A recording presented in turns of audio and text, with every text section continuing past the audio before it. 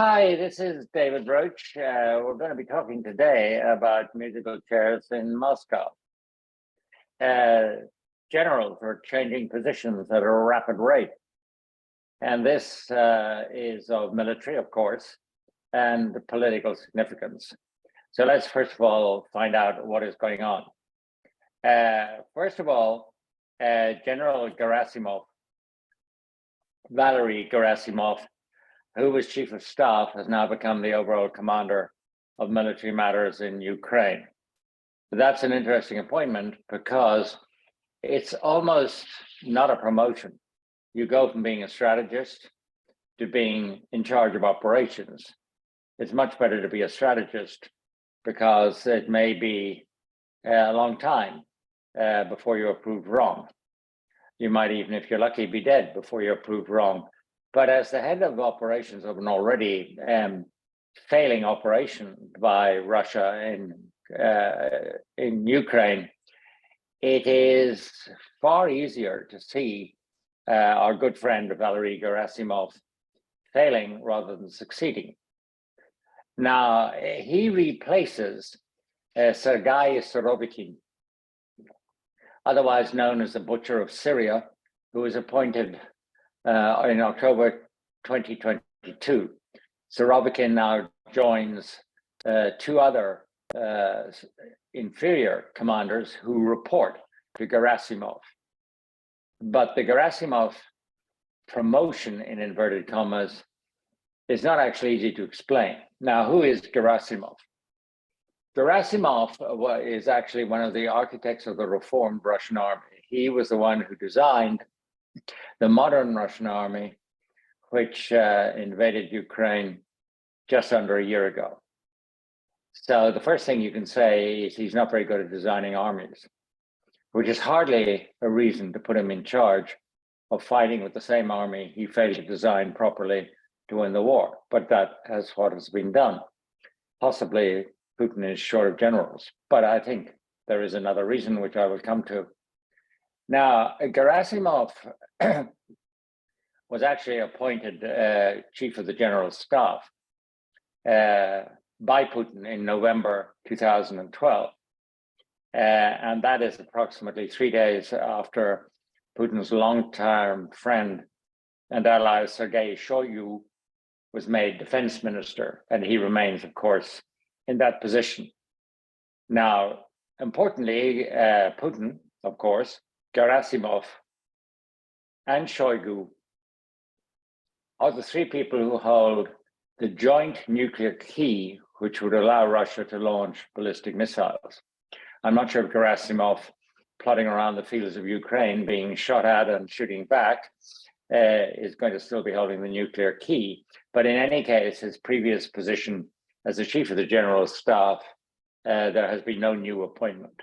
So maybe there's only 2 nuclear keys now, but more than likely somebody else will be appointed. Okay, now, the reason why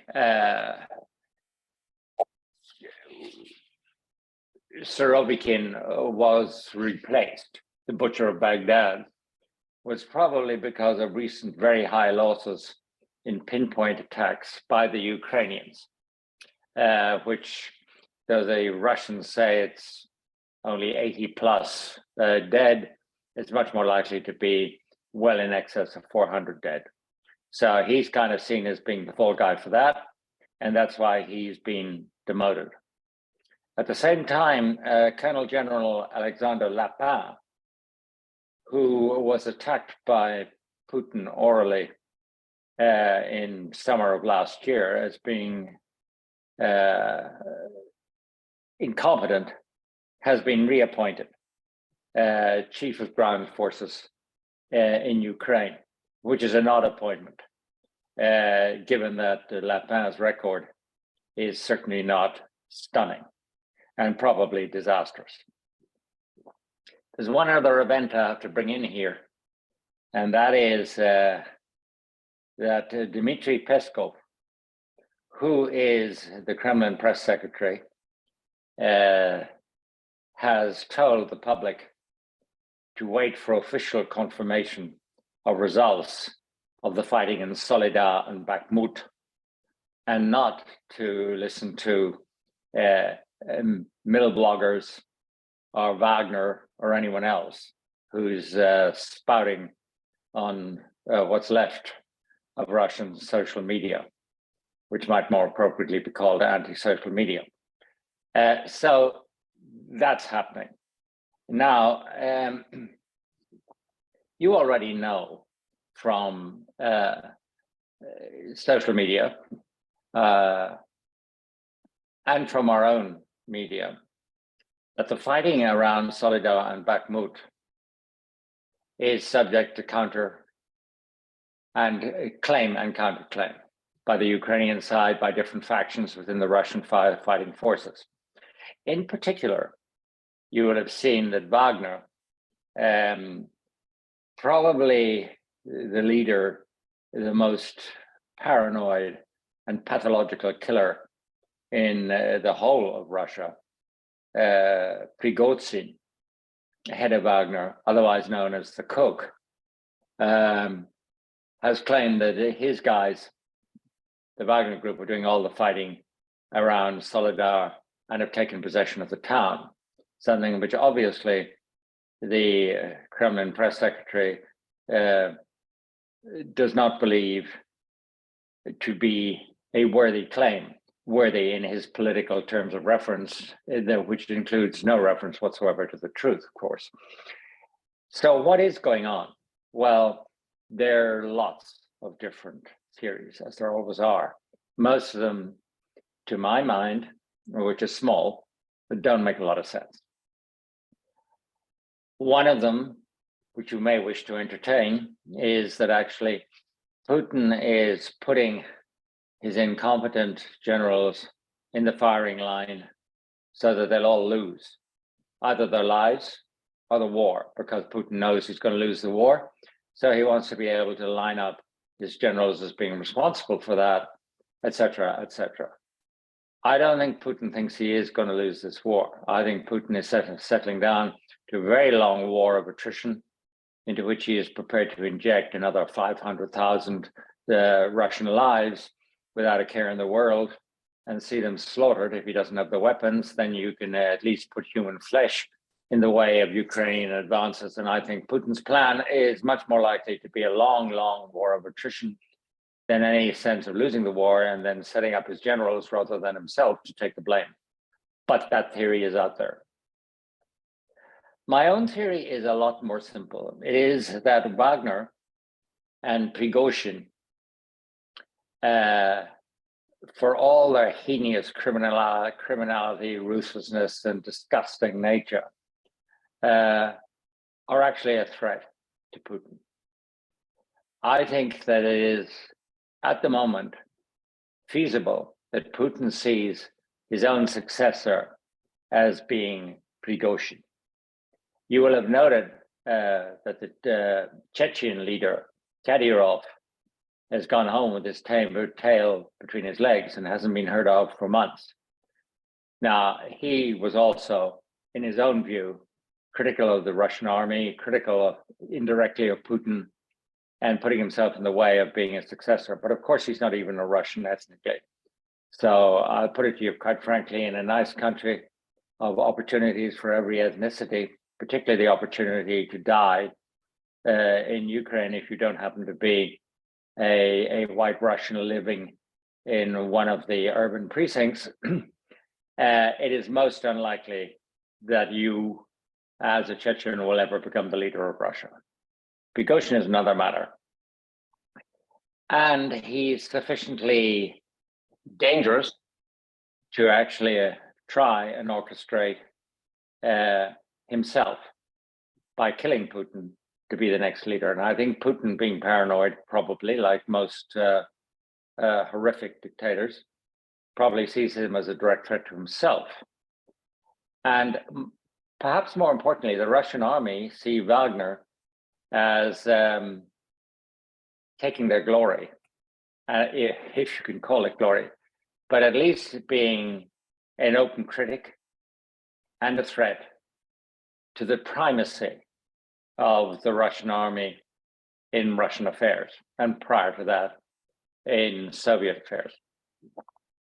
So the Russian army have basically got together with Putin, and they have the shared interest of downgrading the Wagner Group. And they have decided to do this by renewing the military command in Ukraine and simply blanking out news about Prigozhin winning all the battles in Ukraine and therefore being a worthy successor to anything, either Putin or the Russian army. So Prigozhin is now in the musical chairs of Moscow, left standing when the music stops. Hopefully, he will be degraded further, and if God is good, he will die a summary death. But there is an implication in here, and that is, let us assume that we move towards a situation where, with the new tanks being given to them and many, many, many more Ukrainian lives, the Ukrainians succeed in actually winning this war, in the sense that Russia can no longer fight it, or thinks in some way or another that it is in their interest not to fight a prolonged war of attrition, but to make peace, even if they have to give up territory. If Prigozhin was in charge, or anywhere near the top of Russia when this happened, I think it is highly likely he would try and seize power, categorize the current administration and the Russian army as incompetent. And once in power, given that he is utterly sadistic and pathological, he is the biggest risk because he could use nuclear weapons without blinking an eye. So the replacement or the downgrading, the destruction of the visibility of Prigozhin could, even in the case of a defeat and Russia having to accept that defeat and make peace, would put the Russian army in control of that process, and very probably an alliance between the FASB and Russian generals in a kind of panel of the unworthy in charge of Russia. Now, that would mean that you would have people whose interest it would be to stop this war for 5 years while they rearm, actually negotiating the stopping of this war. That is not my main forecast. My main conviction is that the long war of attrition, with increased Chinese backing for Russia, and a failure by the West to arm Ukraine decisively to win that war of attrition, or change it from a war of attrition to being a war of offensive actions, cutting off Crimea from Russia by the Ukrainians. I think our failure to do that makes it more likely that the long war of attrition will lead to an increase in the fracture of the globalist system. But there is the possibility that the Russians wake up, and if anybody wakes up, it will be the military, that they can't win this thing. The generals may not be nice people, they certainly aren't. They may not be competent, but they can count tanks and missiles. They know that Russia has, in terms of ballistic missiles, got enough missiles for maybe 2-3 major strikes in Ukraine left, and after that they're out of missiles.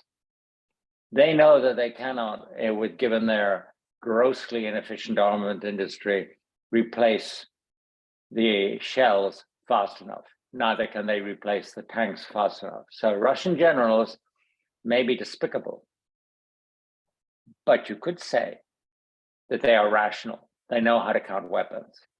And therefore, if total extremist people like Prigozhin are pushed aside, and the Russian military is given a bigger role, not only militarily, but in the say on how political matters are going to happen, then should anything happen, to Putin, let's say he drops dead or is done away with,